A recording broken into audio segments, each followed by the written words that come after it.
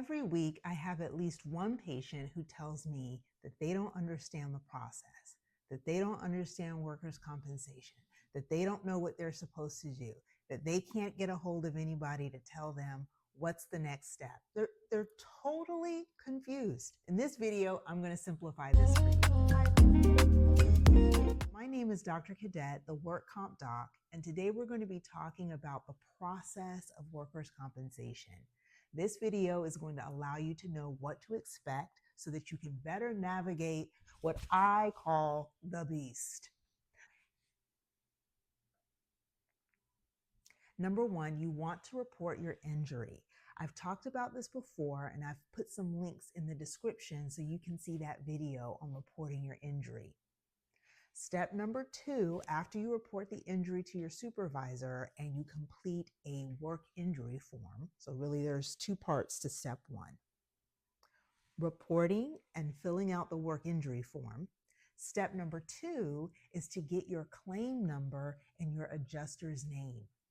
Now, some of you reported the injury to your supervisor, so your employer knows that you got hurt, but something happened in between you reporting it and getting your adjuster's name. So you follow up with your employer and make sure that they actually submitted the information to the insurance carrier. If the insurance carrier never gets the report of injury, then they won't know to generate a claim number. They won't know to assign an adjuster for you. So for anybody watching this video, I do not want you to think that once you enter the beast, which is workers' comp, that things are just going to flow smoothly the way that they should. 9 times out of 10, it's not going to work right. 9 times out of 10, there's nothing flowing. 9 times out of 10, there's some type of obstruction or some type of hoop that you have to jump through. So once you report the injury, make sure you follow up within 1 to 3 business days just to make sure that everything was submitted to the carrier and that you've gotten a claim number and your adjuster's name. Along with the adjuster's name is their contact information and the best way to reach them. I can't tell you how many times I've called the adjuster and no one ever picks up the phone. So I scramble, I go behind the scenes, I'm trying to get the email address, right? Because I want to open up the lines of communication because that's the only way I'm going to be able to get my patient successfully through the beast. Now, once you have your claim number and your adjuster's name, your adjuster is supposed to assign you to a primary treating provider, aka a work comp doctor. Okay? Once you are assigned to that doctor, you want to make an appointment. Now, sometimes the adjuster will go ahead and make the appointment for you, and sometimes they won't. So you want to be proactive, get your appointment with your PTP. Once you go to see the PTP, you want to participate in the treatment. So if they prescribe medications, you want to get those. If they recommend physical therapy, you want to go to your physical therapy appointments. If they give you a follow-up appointment, you want to show up. If they give you any type of work restrictions, you want to follow those.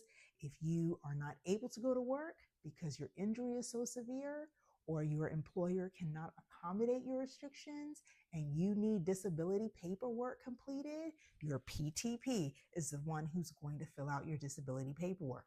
Do not take your disability paperwork to your primary care provider because they're going to glaze over and they're more than likely either not going to complete it because they're not comfortable with it and it's not their role to complete it, or they're going to fill it out incorrectly because they have no idea how to fill out disability paperwork. That is not something most doctors are taught in medical school. It is not something most doctors are taught in residency. So your best bet is to stay with your PTP and ask them to complete any disability paperwork that you may have. Then you're going to get better. 9 times out of 10, people get better. The body can heal itself. It is very resilient. It is very strong, especially if you've been eating the right types of foods, drinking enough water, keeping stress levels low in your life. So if that's something you guys want me to touch on too, like how do we promote healing? Because it's not always naproxen, it's not always an injection, and it's not always surgery. Now, those things certainly have their place, but a huge part of the healing process are your habits, Okay, so once you get better, step number 6 is you're going to go back to work. Now, hopefully your employer has some type of light duty program to where you've been able to go to work all along, just in a modified capacity. But if for whatever reason they didn't have that and you were at home, then step 6 is for you to transition back into the workforce because you've healed and you're reclaiming your life and things are all better. Now, sometimes you may not like the way things are going, right? So maybe you and the adjuster are just not hitting it off. Maybe the adjuster isn't responding to your communication attempts. You can request a different adjuster, maybe someone who's a little bit more responsive, okay? Maybe you went to your doctor and you did not like your doctor. You can call your adjuster and request a different physician. Maybe things were just so messed up from the very beginning, you don't feel like you're getting any traction, that you decided that you wanted to go and get an attorney. And then after dating the attorney, and by date, I mean working with the attorney, you see that this is not a match. You can request a different attorney. So with all of these people that you're interfacing with in the work comp system, it's like dating, right? Like I have to sit down and talk to you and get to know you and see if I like how you're vibing.